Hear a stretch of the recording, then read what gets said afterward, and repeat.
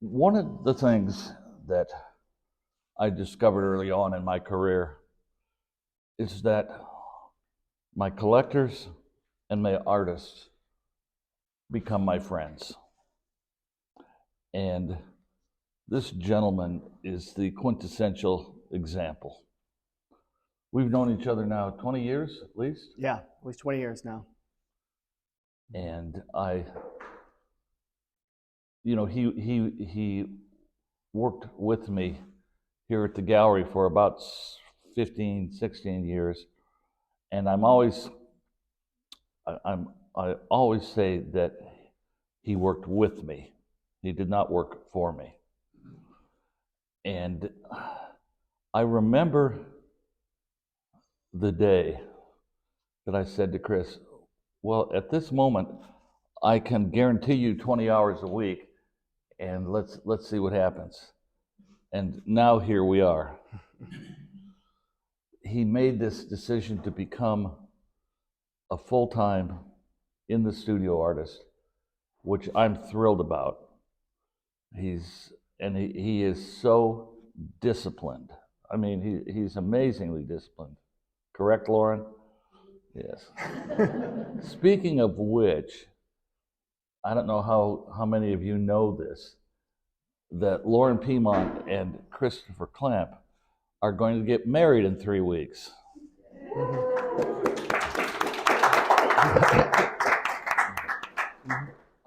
Lauren and I see each other very frequently. Lauren works with me here at the gallery 3 days a week, and every day I keep trying to convince her to get rid of him, but so far it hasn't worked. Keep trying. Chris, you know I love you like a son. Oh, I love you like a dad, Gerald. And we've had a great relationship that's going to continue. Of course. I am so proud to represent this artist. He has grown so much as an artist, and I think with every painting he makes, he learns. Absolutely. Mm-hmm. So I'll shut up now, and Chris, let's just you and I just talk a little bit, and Sure. So let's start by talking about a little bit about Mitchell's project. Yeah. Mm-hmm.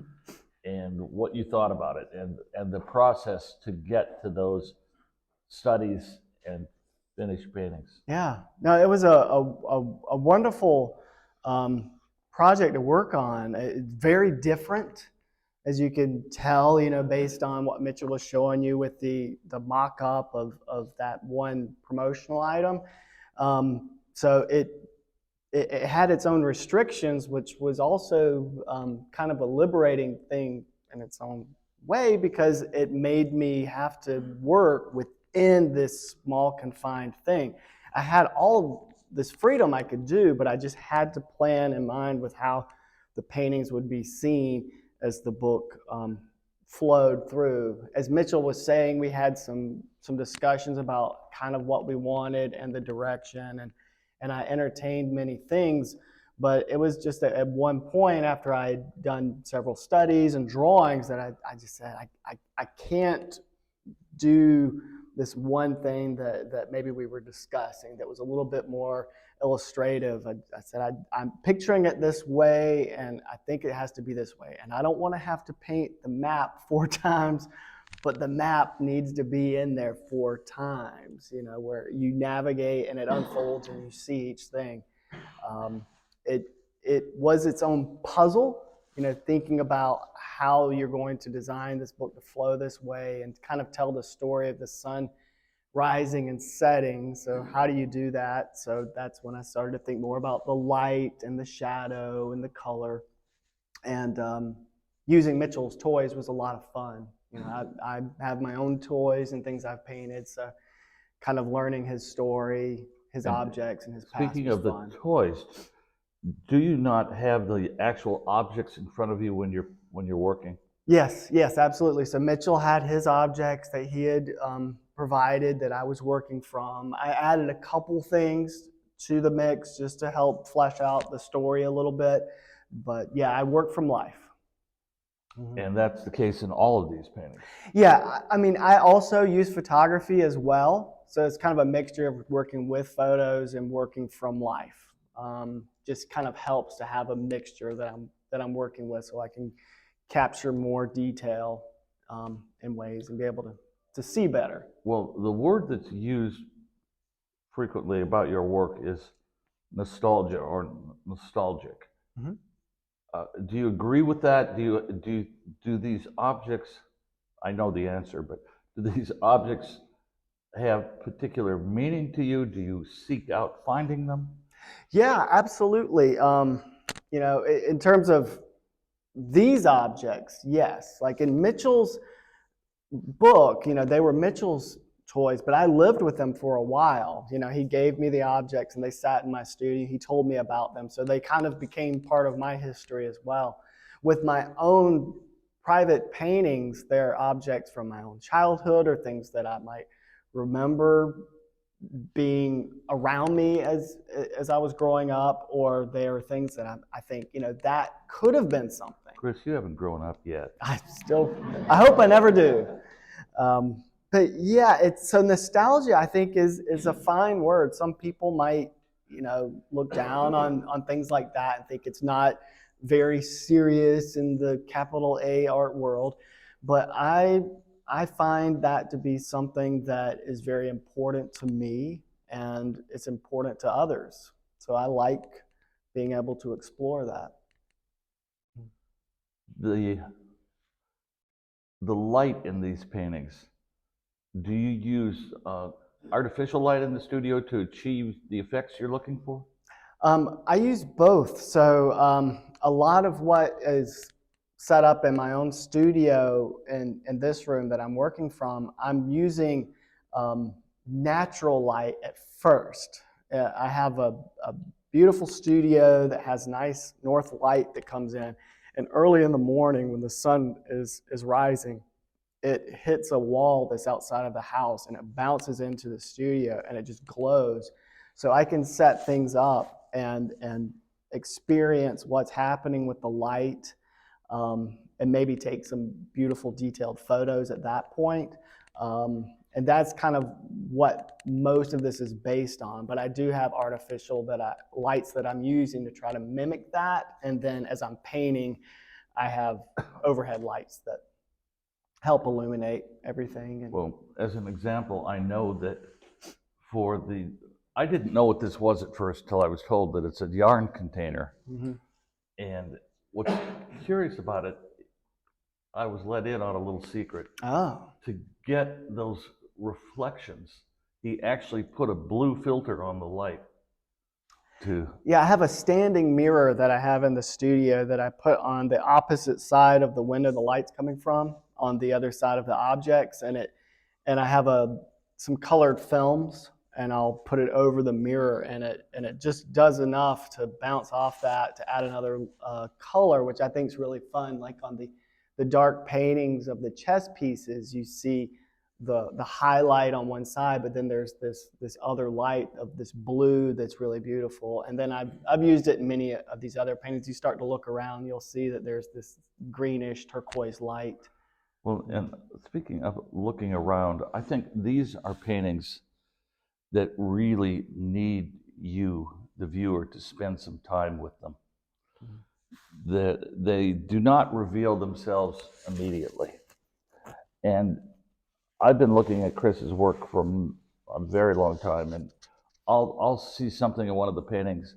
It's not like it hasn't been there before, but you just realize it in a different way, how it has affected you. Mm-hmm. The nostalgia. Do you think that it's okay, it's proper for the viewer to reach into their own nostalgia from your paintings? Absolutely. I try to keep the paintings very open-ended anyway. So everyone comes to the paintings and they have their own personal experience, which I find just very beautiful. many times when I've shown work with you, and there's an event at the gallery such as this, there will be somebody that will come to me and point to one of the paintings and say, you know, my father used to have this, and it was in the garage, and they'll just launch into some story from their own life, and it's almost like this story has been buried in their mind, but there's something in the painting that unlocked it, and they're kind of telling me this beautiful thing that they're enjoying, and that's one thing I like. I like the paintings to be available to everyone. They're part of someone else's story as well, and their own nostalgia. They're important to me, and they're part of my narrative, but I think that I want them to be open-ended enough that everyone else can also see themselves. Well, speak for a moment about your grandfather and his shed. Sure. Of course. Well, before I launch into a little bit, I just want to say thank you to everyone that's here, by the way. I haven't done that yet, so thanks to all my friends, collectors, fellow artists, Gerald and Mary, Gavy Johnson, Lauren Piedmont, and Catherine Boxell, the gallery, for putting together this amazing show. There's a couple people here today I would like y'all to help me welcome as well. My brother, Joey Clamp, is here, and my sister-in-law, Tanya Clamp, is here. So thank you. Joey, hey. Joey, you and I have never met. Delighted you're here. Yeah. So just to kind of dive a little bit into my past, those that you all know me or don't know, I'll just go into is I'm from a small town in South Carolina called Leesville, and it's a very small town. It's primarily agriculture and some mill work, things like that. My family, they did farming, but also worked in those mills. There was a velvet mill that my mom and dad worked in. My dad retired from this mill, so that's why you see velvet pop up in a lot of these paintings, is there was kind of this connection that I remember that as being a big part of my childhood. But my parents, they worked a very odd sort of shift schedule. My dad worked second shift, which was like 3 p.m. to 11 p.m., and my mother worked third shift at the mill, so that was 11 p.m. to 7 a.m. roughly. So they didn't see each other very much during the week. And my grandparents, who lived just down the hill from our house, which I don't know how far that may have been, like a couple hundred yards, they were very integral in helping raise my brother and myself. My grandfather, he farmed, worked on his farm, and he had this barn, which was, I think, his childhood home, I believe, and it was just full of stuff, you know, things that he used in his own farming, but he just would pick up odd things in places. So as a kid, I would, you know, play with these things and kind of have my own story that I would create through that. And I never realized how important that was until I was in college, and I had to do a project in one of my painting classes, and it was to make a narrative still life painting. And I never really cared for still life painting at that time, but I was visiting my family, and my grandfather, well, both of my grandparents had passed at that point, and I went down to the old barn, and I started to see some of these objects, and they had a whole other meaning to me. And that's when the power of this commonplace object became really important, and I could see how you could use it to create a narrative, and they became like relics of a past that was very dear to me. And now I think you're kind of segueing away from those objects, because I think you've painted most of them. Yeah. And now in this particular exhibition, these are all objects you have specifically chosen. In some cases, actually went out to find. Yeah, absolutely. Yeah, I think everything here is it's possible one of those medicine bottles on that painting over there titled Remedies. One or two of those may have been from his barn. That's a little that might be the only one. Everything else here, like behind me, the paintings with the yarn canister. That is something I found at an antique store several years ago, and I've kept. I knew I wanted to paint, but it reminded me of this sewing box that my grandmother had. It was just a square box with, I think it had a clear handle on the top of it, and it had all these different baubles and thimbles and threads and needles, and I always found it really fascinating as a kid. So there was something about that really resonated with me, and also the imagery of the cat and the woman knitting. As a cat person, that really, I find that very attractive. And I wanted to tell us the names of your cats. We have two cats, Lauren and me, and the older cat, his name is Tebow, who's named after Wayne Thiebaud, the painter, and then the smaller female cat, her name is Morisot, named after Bert Morisot, the French Impressionist painter. So we're art nerds.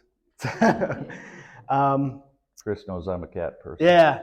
So the one behind Gerald with the cat figurine, that was another one that also, again, that figurine I found recently, but it reminded me of my grandmother. There was this front room that we kind of weren't allowed to go in there and play, but obviously we would kind of sneak in there and mess around with things. But she had all sorts of tchotchkes and figurines, and I remember there was a porcelain cat that I thought was really adorable, and there was something about that figurine when I found it that reminded me of it, because it was a white cat and its head was cocked to the side and it was kind of standing up, and it had this mischievous look on its face, just like this painting. So I thought that was very, very relevant with that thread kind of coming out of the yarn canister.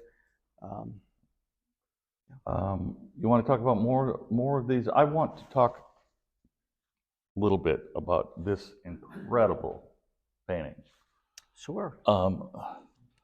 Is there anyone in this room that doesn't know Sing a Song of Sixpence? Come on, everybody does, yes? And what a wonderful idea. And then, Chris, I want you to talk about how the pie is so wonderful and so whimsical, and then you added this crow, and I want you to talk about how you did that. And then is there something ominous about this?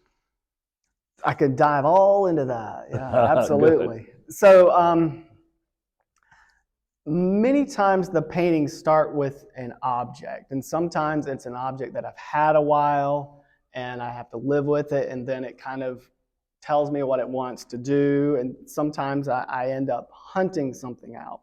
In this particular case with this painting, Lauren and I were taking a day trip to Brevard, North Carolina, just as a little getaway, and we went into an architectural salvage shop, and they had all sorts of interesting antiques and some old toys, and they had this pie, which I thought was just amazing. It was so fascinating, and I have a few Jack-in-the-Boxes that I've collected, and this functions similar to a Jack-in-the-Box. You push that little red cherry thing down, and the birds then go inside the pie.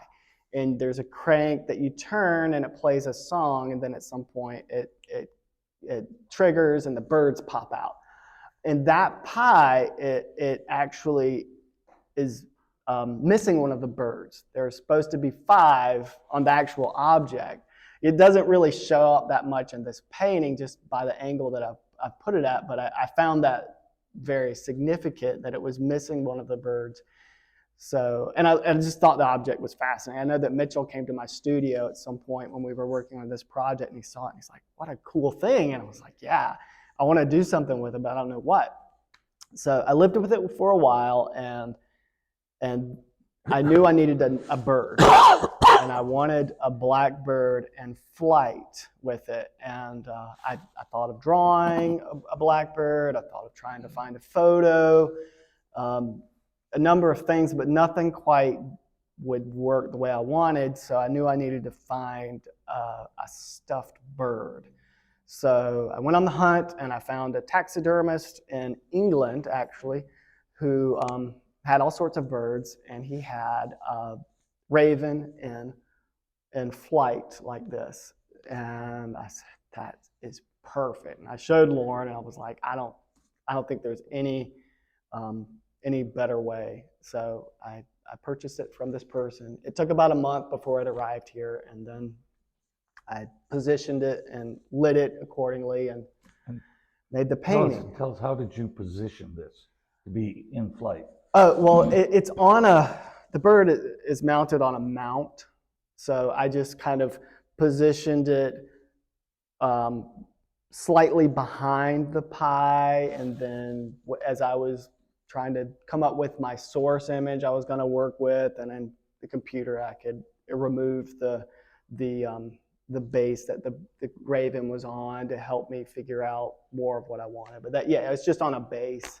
And I like the idea of the raven. At first I was thinking if I could find a cuter, like blackbird, it might work better. But the raven has a certain authority visually and also sort of symbolically that I really liked, and I thought it added another element to the painting that made it a little bit more, like you said, maybe a little ominous, a little more serious, while there's this playful object at the bottom. I try to have a contrast in a lot of my works where there's something that is serious, something playful, something dark, something light, or something old and something new even. So, yeah.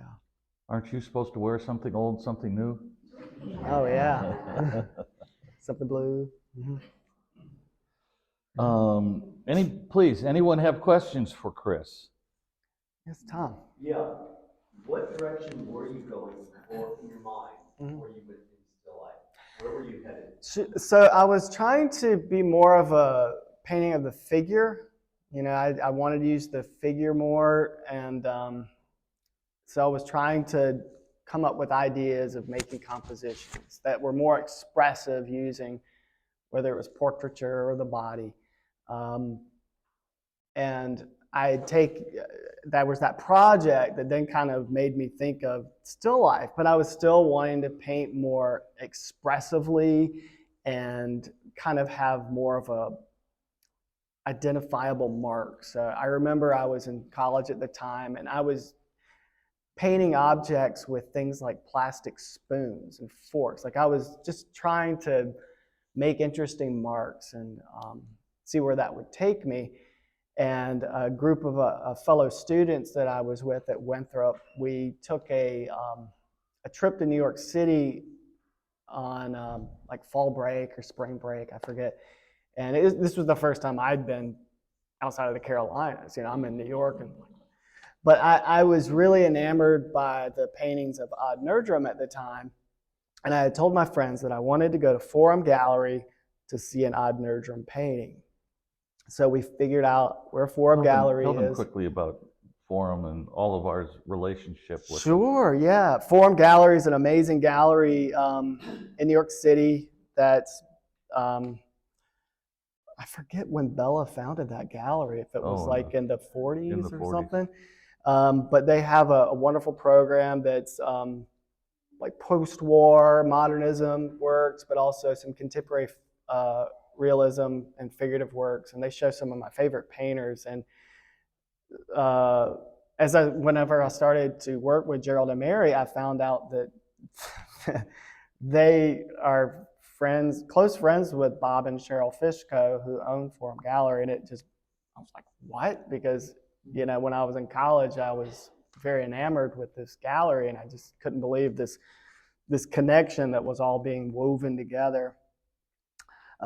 But back to the story, my colleagues, my fellow students and I, we went to Forum Gallery, and they had this exhibition on view by an artist named Stephen Brown, who did these exquisite paintings, small single object paintings of like a jar of jelly or a jar of olives, things like that. And they were just outstanding. And Stephen was in the gallery at the time varnishing his paintings.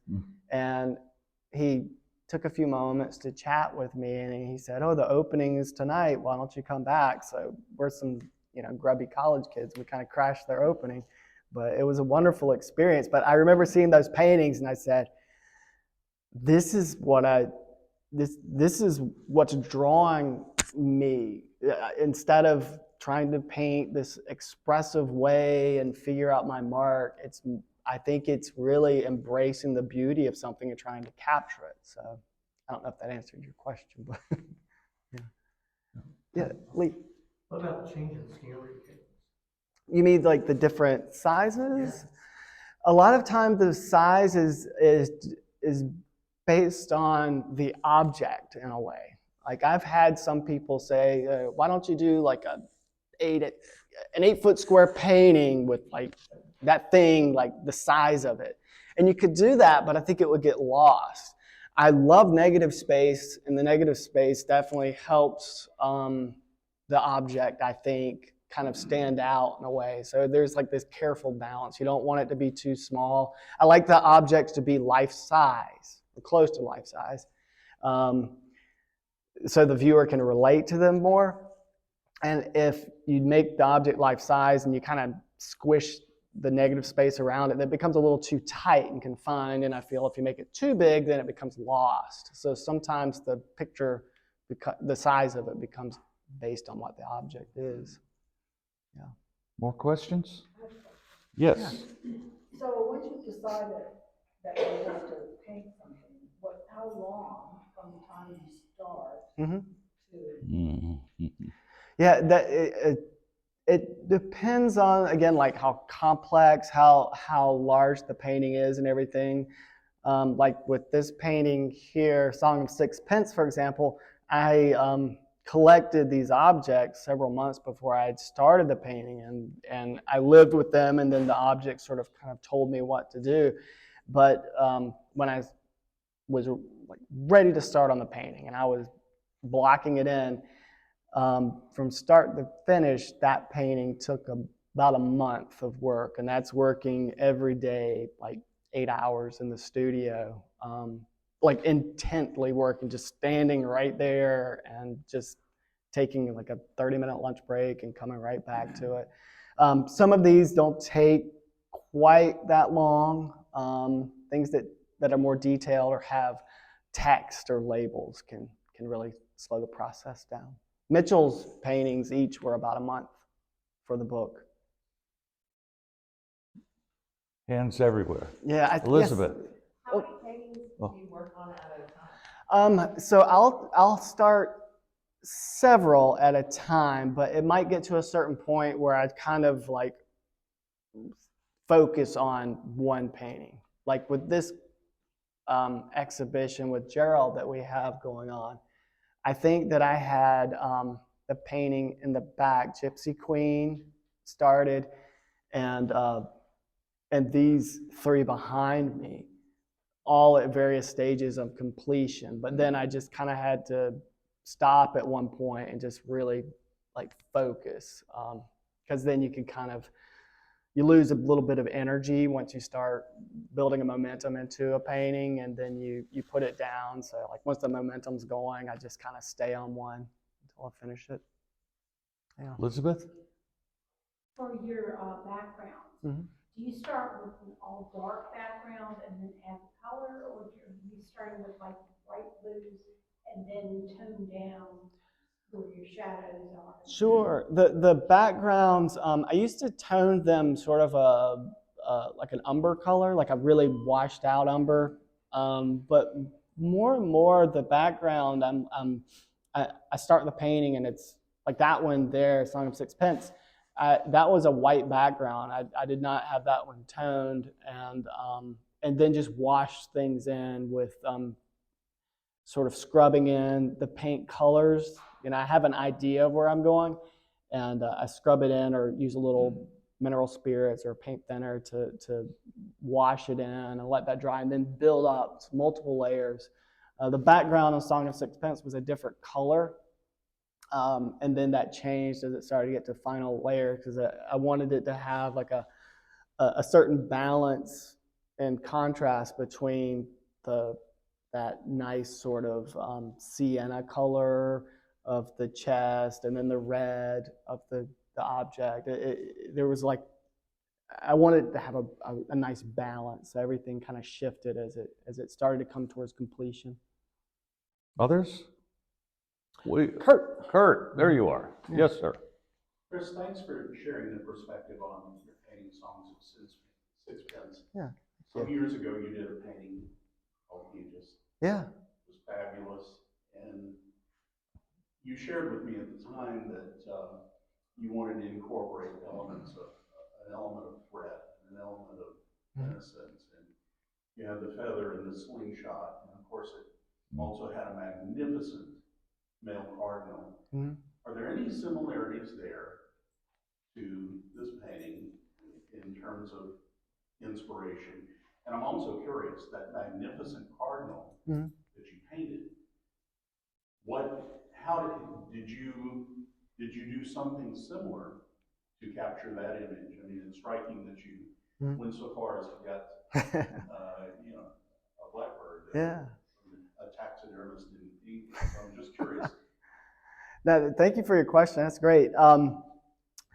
Yes, there are similar feelings about this painting and Aegis because that painting, like you described, there were these elements of threat and protection and everything. As I started to look more into how a male cardinal, its behavior is, I found it so fascinating how protective it is of its family and how it actually would feed the mother and the young ones, and it was doing all these different roles while also being the protector and defender.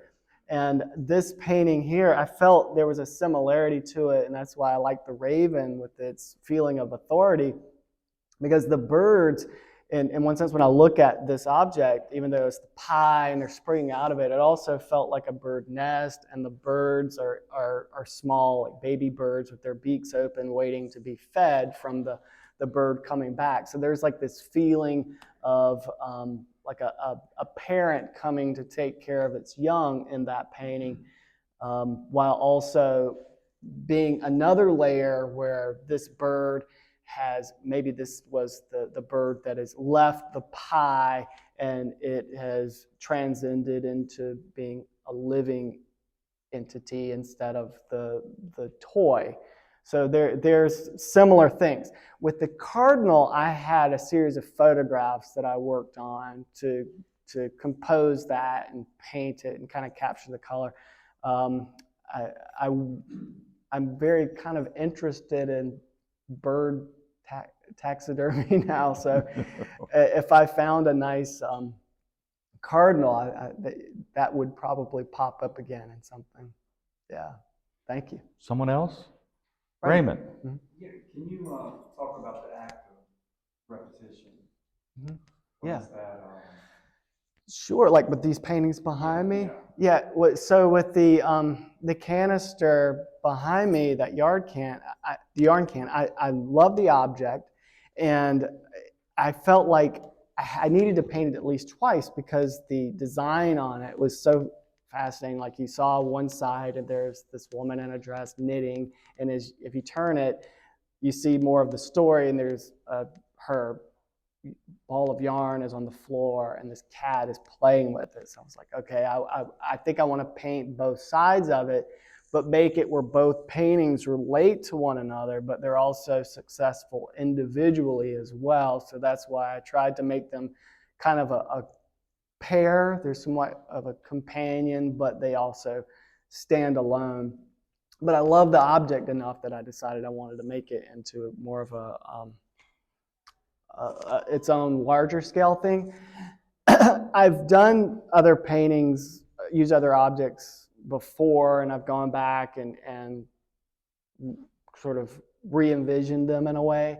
And often I'll see something new in it that I want to capture again or use it in a different way. It's like using another word in our vocabulary in a different story, trying to say something a little different. But I enjoy it. In many ways, it's kind of like a potter throwing pots on a potter's wheel and trying to like refine it and get a little bit better with each time, see something new and try to hone your skill a little bit more. So when I do something down the road, I try to, like Gerald was saying in the beginning of the talk, I'm trying to always like improve whatever I'm doing a little more, whether it's my voice or my skill as a painter. Barbara? Chris, I'm trying to collect some thoughts to ask a question or something. Mm-hmm. I think your work is so courageous. I don't know the art world, but I'm thinking it might be hard to find support for what you're doing in the contemporary world. And what's in my head has to do with, I'm thinking of, for instance, Virginia Woolf in the world of literature and her focus on domestic life. Mm-hmm.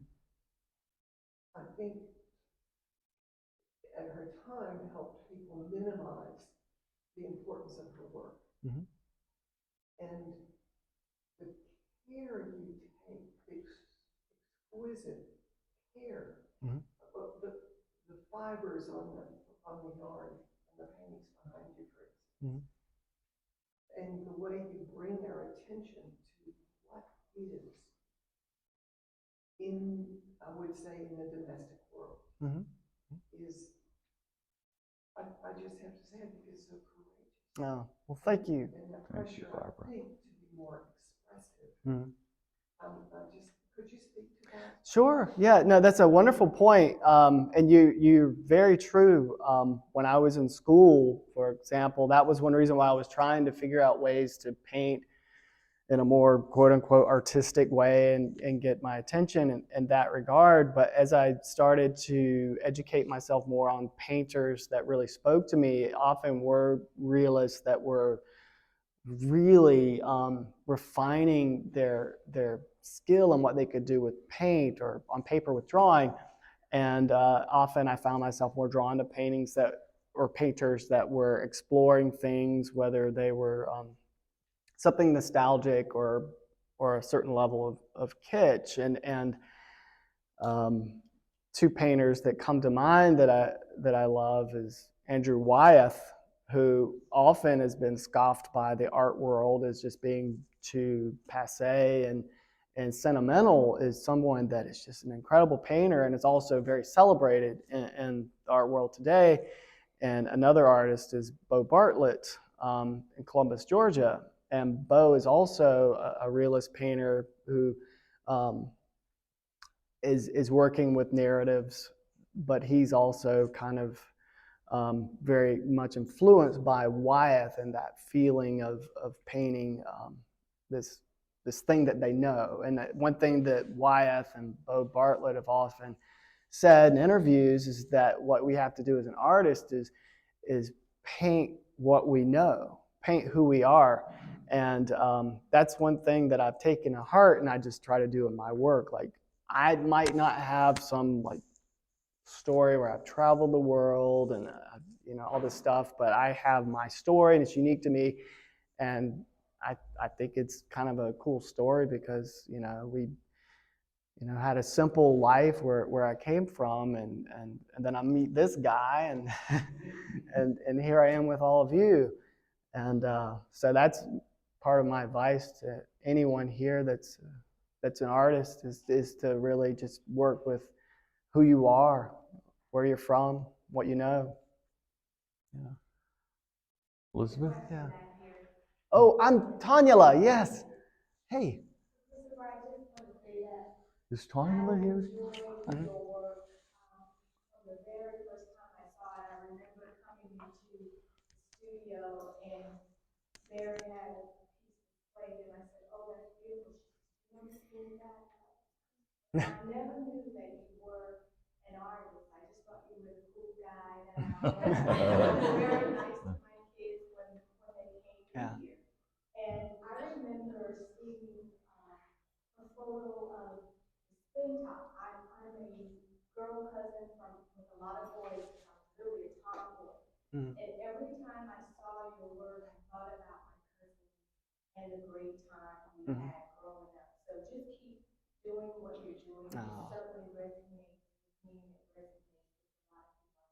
You're very talented, Oh, and I Thank appreciate your work. thank you so much, Tanya. I appreciate that. Thank you. Yeah. Anyone else? Elizabeth? Yeah. Chris, your attention to detail is just so phenomenal. I know I've seen the little tiny few hair brushes that you use. Do you also have to use a magnifying Yeah. glass Yes. for the bifocals? So it's not all your young mind. Not too young anymore. I have a headset with, it's like a visor with lenses that I'll use often to see, but that's not as helpful as it once was anymore. It comes in bifocals or something. Yeah, maybe I need something like that. I've worn glasses since I was in the second grade, and something happened when I got these last pair of glasses where I guess my eyes have gotten so bad that I can't, at least with these glasses, I can't see up close with my glasses on. So I have to like wear them on the end of my nose when I'm painting and put my face, inches from my canvas to see to paint. And then I'll push them back up and step back. So there's a variety of tricks in the studio that I do. One of the pieces that I still remember is your grandfather's keys. Yeah. On the hook. Uh-huh. That was just amazing. Oh, well, thank you so much. I see a hand in the back. Mitchell. Oh, it's Mitchell. So, going to what you said, you're painting things from my perspective, from my memory as a child. Obviously, painting my childhood toys, and this to speak about where we are now as a society, where nothing matters, and everything is disposable. I mean, talk about a disposable society for ages, my whole life, but I think we've actually gotten to the point, where my nieces don't care about. I'll just tell a quick little story. My sister was going to give away a china cabinet, and my niece, who was in her 30s, said, or she's not quite 30 yet, she said, maybe when I'm 46, I'll need a china cabinet, but I don't need it now. So there's nothing that's important to that. But I'm also just sitting here listening and thinking about your body of work where you painted things that were from your grandfather. Now you're maybe not quite old enough to be your grandfather, but you painted my generation. I am. Toys. Do you see yourself going and looking for what is looking at what's here now, maybe the 70s as where you are in terms of the objects that you're painting? Do you see yourself trying to find what's the 2010 or the 2020 or? You mean like as I move forward, like maybe some things become more vintage that are Do you see what is going to be?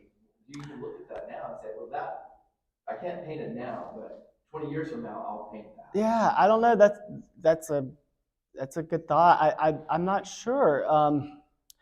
Like the paintings behind you of the retro video game things, like those are from my childhood, and that was a little series I did for Gerald when he did Art Miami this year. But the Game Boy Color is probably from 1999 or something like that. I forget whatever year, and it's something that was part of me when I was a kid that I enjoyed. But I can't necessarily say that there'll be something I'll want to paint from another period. It's just, I guess it goes back to like what I was saying about just painting something about who I am and what I know, because those objects were,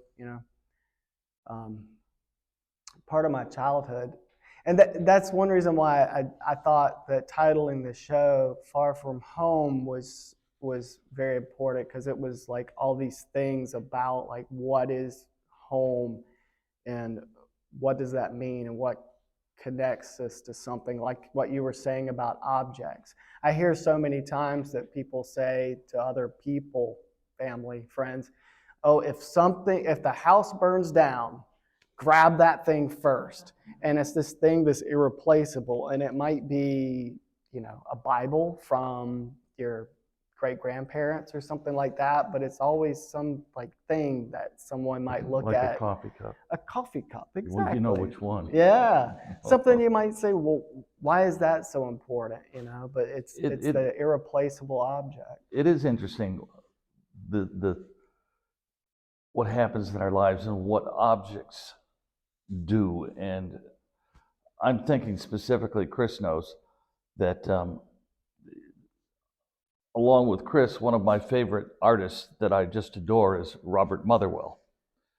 And for my 70th birthday, so 5 years ago, so you can do the math, Chris took just an ordinary 99-cent coffee cup, and he painted a Robert Motherwell on the coffee cup for me as a little present. Well, what has happened is this cup has become one of the most precious possessions in my life. I guard it. And I think, don't we all have those sorts of things in our lives that when the house is on fire, this is what you'll go get? It may be worthless, but it's anything but. That a little clarification. So when Gerald turned 60, Was it 60? yeah, I made Oh. you the It's been that long? yeah, I made Gerald the mug, and then when he turned 70, I was like, well, what do I do? So Well, here's my precious mug, and it even has coffee stains on it. The other thing is, for some reason, for many, many years, everybody around here calls me Art Man. So Chris made this cup for me, and it truly is one of my most prized objects. So then, for my 70th birthday, he surprised me and made me this little painting of the coffee cup. Now, where's this? This hangs permanently in my office. No, Lee, you can't buy it. Now, normally I'm an art dealer. I'd sell your flannel shirt if I could, but not this. So this is just an example for me about this man and how